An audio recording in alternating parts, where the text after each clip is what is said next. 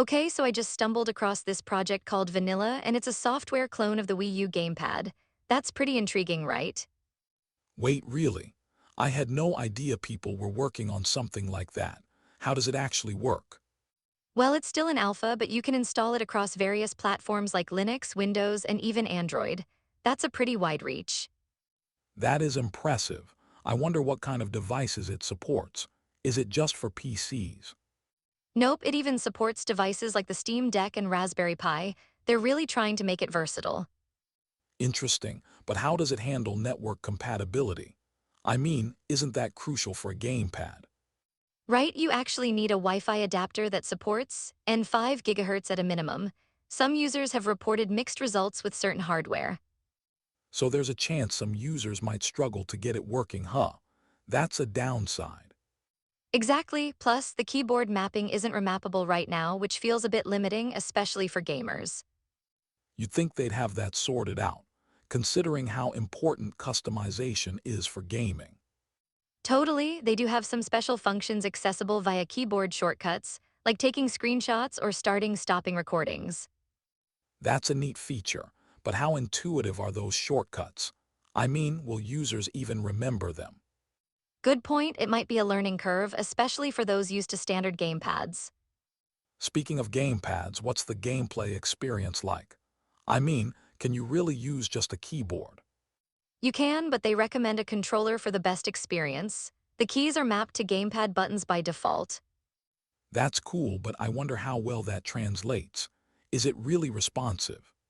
That's still up for debate. I think it depends on the game, right? Some might feel fine, others not so much. And what about compiling it? That sounds complicated. Are there guides? They actually provide a build process for Linux users. You just need to install certain dependencies. So if you're on Windows, you're not left out. That's good. But what about future updates? That's a great question.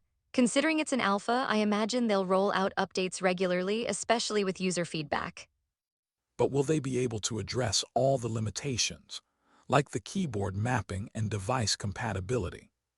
I hope so. It could be a game changer if they refine those aspects. But it's still an alpha, so we should be cautious about expecting too much. Right, there's a lot of potential, but also a lot of work ahead for the developers. What's fascinating is how a community-driven project like this might evolve. It's like an open-source treasure hunt. Exactly, you never know what improvements might spring up from user contributions. And that encourages innovation. But do you think it could compete with established gamepads? That's tricky. It'll have to really prove its worth in terms of performance and reliability. True, but if it can bring some unique features, that might give it an edge. And with gaming being so community-focused, who knows, players might rally behind it. I just wonder about the long-term viability. Can it stay relevant? That depends on the developers and how they respond to challenges and user needs. Yeah, it's a balancing act between innovation and practical usability. For sure, I think the excitement is in watching it evolve and see how it shapes the gaming landscape. Totally. It's a bit like being part of an experimental phase for game tech. And who doesn't love a good experiment? It keeps things fresh. Right? I can't wait to see how it all unfolds. Will they tackle the keyboard mapping next? Now that would be something, it could really enhance user experience. And hopefully, they can iron out those compatibility issues too. Absolutely, but I guess we'll have to keep our eyes peeled for updates. Definitely, this is one project that's worth watching. And it's such a reminder of how much innovation can come from the community. Exactly, and who knows? Maybe it'll inspire other projects down the line. So what do you think is the biggest takeaway from this?